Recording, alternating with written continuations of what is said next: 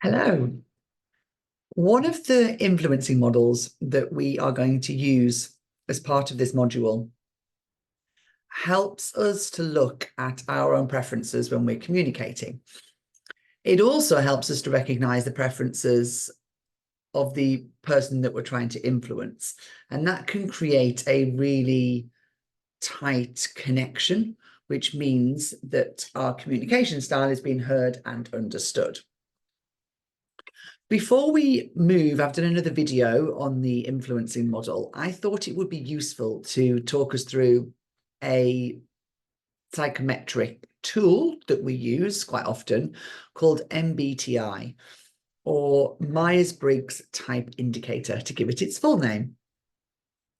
The reason I'm taking you through this is that this model is used in the influencing model. So there are many different psychometric tests out there, which tells us what our personal preferences are.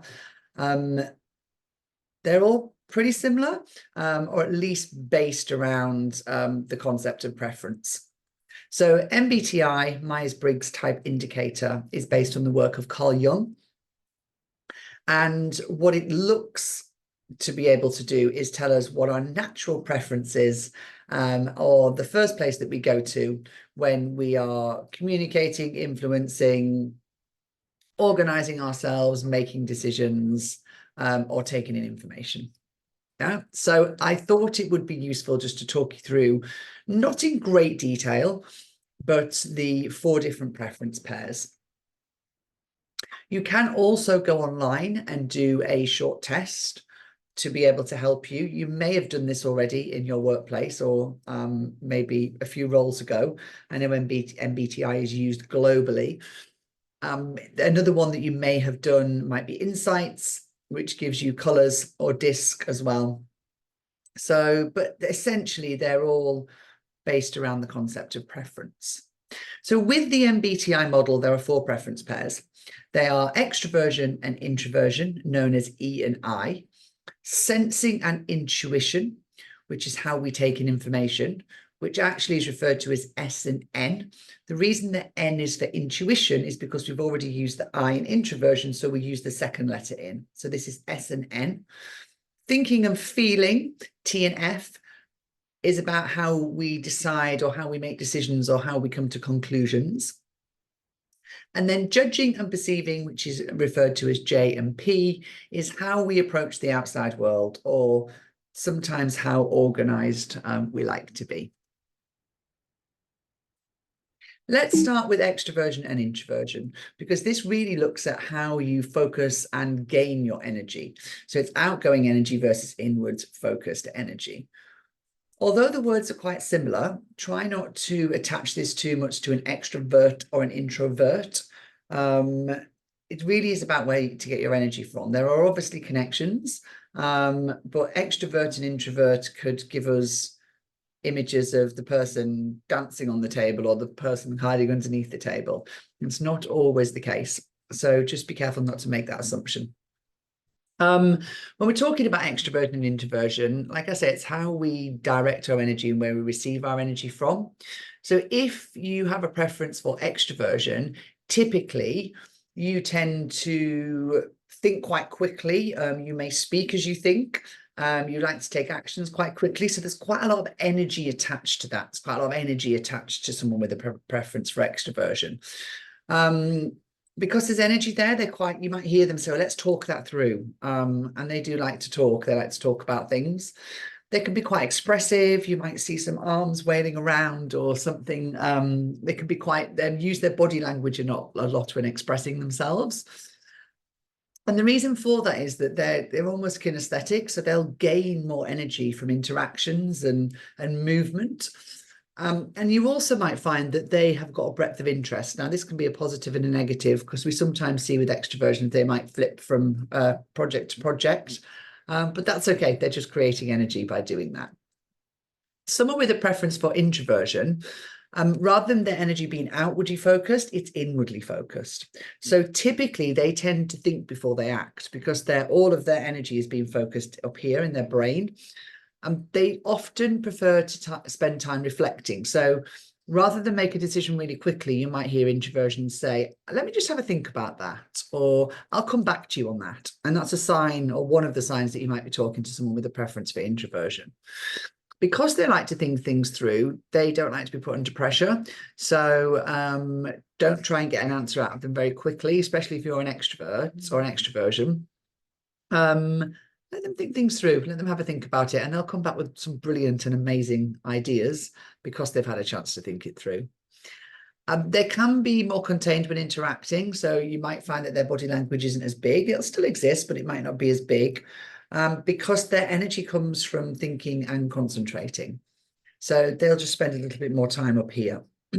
When we talk about depth of interests, they can still have lots of interests, but you might find that they will focus down on them and may have less hobbies or interests, but they'll be usually a master at them because they've created quite a lot of depth with them. This isn't scientific and definitely not true, but as an illustration, if you think about people with a preference for introversion, the piece of string between their brain and their mouth is this long. So they think it and they will process it. And then finally, when it comes out of their mouth, they've decided. People with a preference for extroversion, the piece of string between their brain and their mouth is about this big because they like to talk it through and think and talk as they think. Yeah.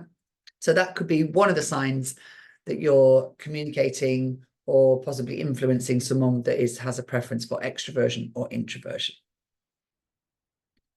Let's now look at sensing and intuition. This is really important when thinking about communicating and influencing, because typically when people have a preference for gathering information, that can quite often also be the same preference as how they communicate information. So how we prefer to take in information is usually how we prefer to deliver it as well. So people with a preference for sensing have a very factual approach to taking in information. So they want to know all the facts. They want to know the specifics of those facts, and they'll have quite a realistic approach to it. So they may ask quite a lot of questions to be able to get some of the information that they need. They're not very future focused in the first instance. It's not the first place they go to because their facts tend to be focused on here and now. What's actual, what's realistic. And one of the reasons that they may call it sensing is because they also take in information from all of the 5 senses. So they don't rely on just one. They want to take in as much information as possible, wherever that comes from. They're very practical, and any information that they take in, they want to be able to use it or also ensure that it works in practice. So they may typically like to try things before they might make a decision, and it has to have some kind of logic attached to it. They're very good at observing, sensing preferences. They love observing, and they're kind of sucking in all of that information for a time that they can use it. I quite often refer to the sensing style of gathering information as being quite linear. And what I mean by that is that if you can imagine a straight line, they prefer to take in the information starting at the beginning and working through and getting through to the end. They typically don't enjoy as much lots of bits of information coming in at different times. They prefer it to follow quite a logical order. People with a preference for intuition, they like to seek out new ideas. So in their quest for information, as they're gathering information, they might be looking further afield to try and grab new things or things that they have never, that they don't know about. They typically look at the bigger picture. That doesn't mean that they don't look at the detail, but the first place they go to is focusing on the bigger picture, and then they might focus on getting into the detail. They could be quite imaginative. As the name refers to, intuition, they can use their imagination and their intuition to be able to gather in that information. And that will help them to be then future focused and anticipate the future. They like a theory. So they like, rather than things working in practice like sensing, they would prefer to apply this to maybe a new theory or something new. They like to be able to, their ideas to be flexible. And not always set in stone as they're taking in the information. They can also be quite conceptual. So they might look at different uses for the information. And again, if they're communicating it, they might say, oh, we can use it there. And actually, if you're communicating to someone sensing, it can feel quite abstract and not nailed down, and maybe not robust enough in terms of communicating that information. If people have quite a large difference here in terms of if you're working with someone and have very, very different preferences in terms of taking information, it can cause frustration and it can cause conflict in the workplace if we're not understanding how the other person prefers to take in that information. I mentioned that sensing had quite a linear approach to taking in information. Well, that's their preference, start at the beginning, work through the middle and get to the end. With intuition, if you can imagine a big circle, lots of dots in there, that's the information that they're collecting, and then they'll join the dots a little bit like this. Both people will take in the same amount of information regardless of your preference, and you'll have the same level and the same standard of information. But your preference and how you get there can be quite different depending if you have a preference for sensing or a preference for intuition. Let's move on to thinking and feeling. So essentially, this looks at how we make decisions. A really simple way to think about it is thinking preferences have a very logical way of making decisions, and feeling preferences may use their emotions more. Now, I feel it's useful to point out with this one that both people can use both. Yeah, whether you're thinking or feeling, you will both use logic and emotions. I find the best way to explain this one is, where do you go to first? So people with a preference for thinking, typically when making a decision, will first of all apply logical reasoning. They might do a root analysis, cause and effect analysis, so that they can kind of get to the bottom of what they need to make the decision about. They're very objective and will seek out that kind of objective truth and what's the right thing to do. They can decide using impersonal criteria. So what that means is that they'll look at the facts, not the emotions that sit around it. They will look at the logic and not necessarily the person. So a good way to describe this is they focus on the problem, not the person. And that's the first place they'll go to.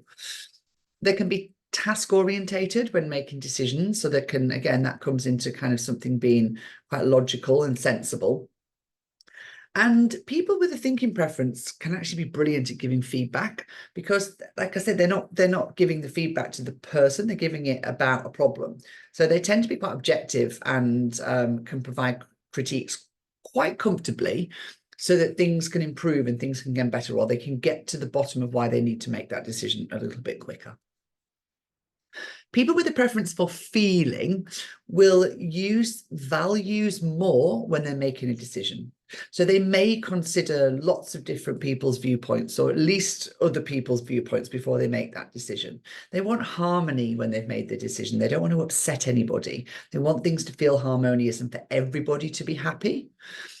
They will apply personal situations when they're deciding.